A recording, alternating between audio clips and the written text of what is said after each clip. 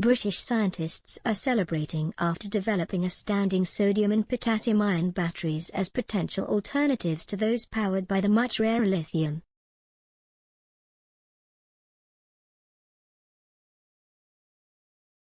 Researchers at the University of Bristol have created high-performance sodium and potassium-ion batteries using sustainably sourced cellulose.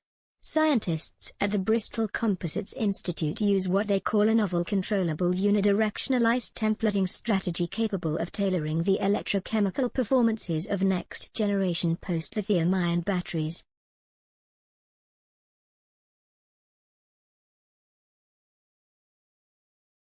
The results open up the market for low-cost, sustainable and vastly available alternatives that could one day be used to power electric vehicles.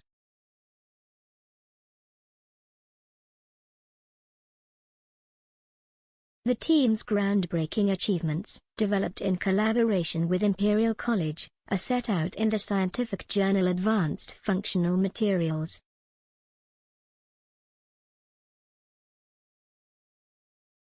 The performance of the new ion batteries has been proven to outperform many other comparable systems and makes use of cellulose, which is a sustainably sourced material.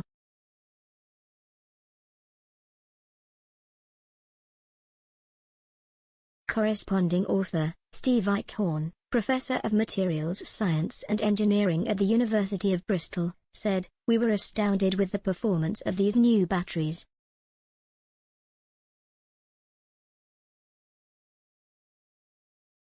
There is great potential to develop these further and to produce larger-scale devices with the technology."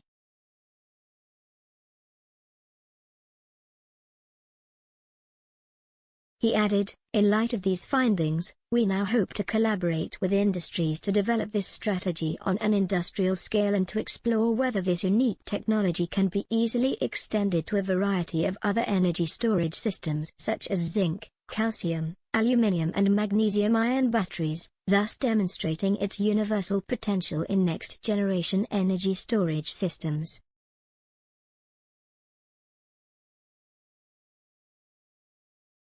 The study has been published at a time when the world is witnessing a rapidly increasing demand for sustainable, ethical and low-cost energy storage.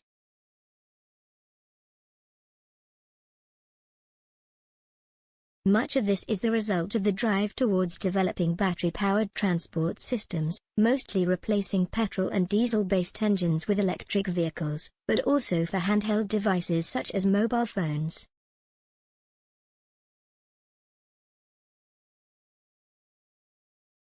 Currently, these technologies largely rely on lithium-ion batteries, but Professor Eichhorn warned against an over-reliance on the rare earth element, even though the UK has significant resources locked away under the ground in Cornwall.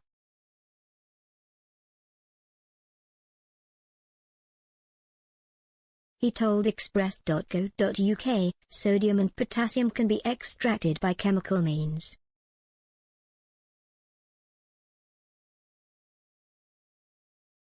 The main route is through electrolysis of sodium chloride solution, salt solution or seawater.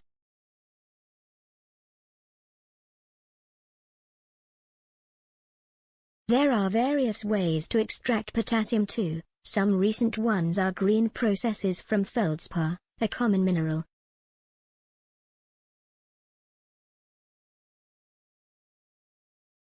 Professor Eichhorn added, "It's true that the UK has lithium, but its mining is not without environmental cost wherever the extraction takes place."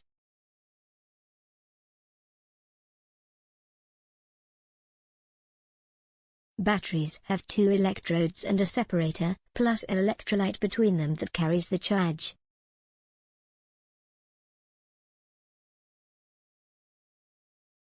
Use of lithium results in a number of problems, including the buildup of the metal inside the devices, which can lead to short circuits and overheating.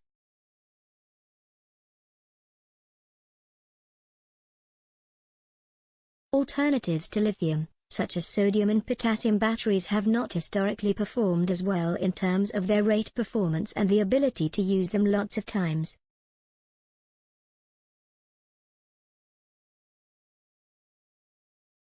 The inferior performance is due to the larger sizes of sodium and potassium ions, and their ability to move through the porous carbon electrodes in the batteries.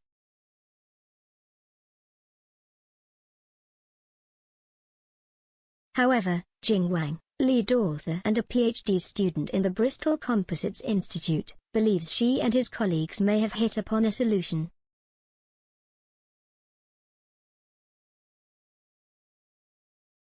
She explained, "We proposed a novel controllable ice templating strategy to fabricate low-cost cellulose nanocrystals/polyethylene oxide-derived carbon aerogels with hierarchically tailored and vertically aligned channels as electrode materials, which can be utilized to well-tuning the rate capability and cycling stability of sodium and potassium-ion batteries."